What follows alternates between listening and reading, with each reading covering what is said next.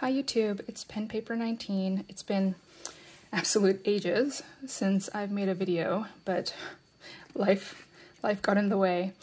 And now I have a little bit more time, and I wanted to come on and do a quick review of a pen that I received at the end of July from my husband to commemorate a milestone.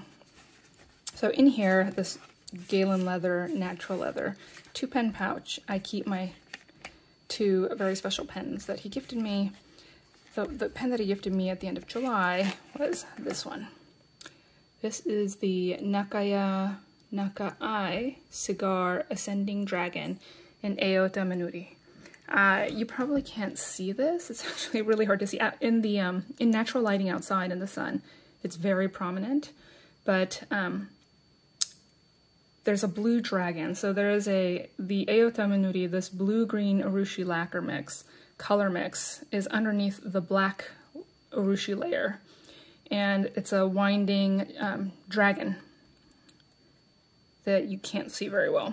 But the longer you use the pen, the motif, so the blue-green dragon will ascend and become more and more prominent on the pen body.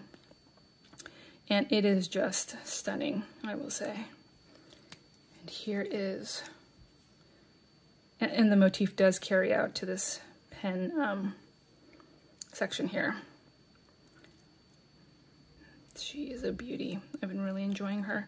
So this one, I got it in the soft medium. This pen here, which my husband purchased for me a couple years ago for Christmas, is also a Nakaya. It is the Decapod in the Ao-Tamenuri, which it's a brown urushi lacquer, not black, and the underlayer is green.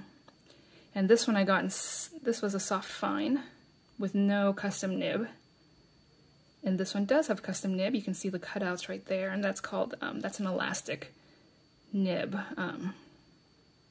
That's an elastic customization that you can do on a soft nib. I thought it would make it more like a flex nib, but it definitely isn't. It just makes it bouncier and more juicy. I actually think that elastic component would serve me better on a finer nib, but regardless, I got it on the medium, soft medium, and so it makes it really bouncy and juicy, which is something that I am still trying to get used to, but regardless, I love this pen. And, you know, these Nakaya pens, you know, I tend to use a lot of sailors on a day-to-day basis. Those are the pens that are kind of my daily use pens. But there's something about these that they're really simple and they're light, but there's something about it in your hand, especially when you have longer writing sessions, that make the pen really feel almost an extension of your hand. It's kind of hard to explain, but there's something about it that just kind of really molds to your hand, although it's not soft and flexible, I don't know. But when you're using it, there's just something about it that's really seamless. It becomes a part of you, and it's not like a pen. It's something else. Okay, I'm sounding a little strange now, so I'm gonna let that go, but it's definitely, I mean, these really are works of art, and they're just so beautiful. So in here, I have Sailor 442, just like, almost like it's like a flat, dark denim wash, almost. So, and I will say that this soft medium, which I went out of my comfort zone for this, it is a broader nib than I am used to, definitely.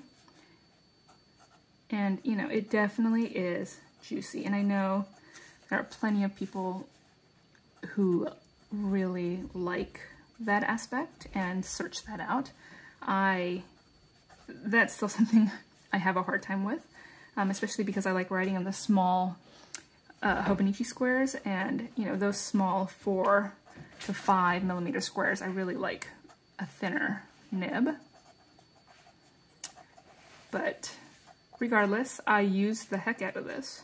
And I do find actually that in all of my Hobonichis, this is thick and juicy, but they actually work completely fine in those notebooks. Now these grids are actually bigger than the Hobonichi ones. This is a Sumkin notebook, so, you know, it's a little bit wider, but it definitely works on the Hobonichi ones as well. But this is the ink, and it definitely has that bounce, you know, and when you push down, it doesn't, like, it does kind of make it, it does have that flex nib, like, broad stroke down, but it doesn't recover in the same way. Oh, it kind of looks like it does now. Of course, it never does when I do it on my other papers, but it kind of does, doesn't it? Well, that's interesting. Regardless, I don't use this as a flex nib. I find that some of my other flex nib pens actually do a better job of being really a true flex nib. This is just a really bouncy, beautiful nib to use. So anyways, this is my beautiful Nakaya, Naka-ai Ascending Dragon in Ao-Tamenuri. And I can't wait to see how this develops over time. And, you know, as this becomes more and more prominent, I may do another video to show how the dragon is developing, because this green is certainly more pronounced over the past, I'd say, few years than it used to be. So, yeah. Anyways, that's this little video. Hope everyone's doing well. Have a good weekend. Talk to you later. Bye.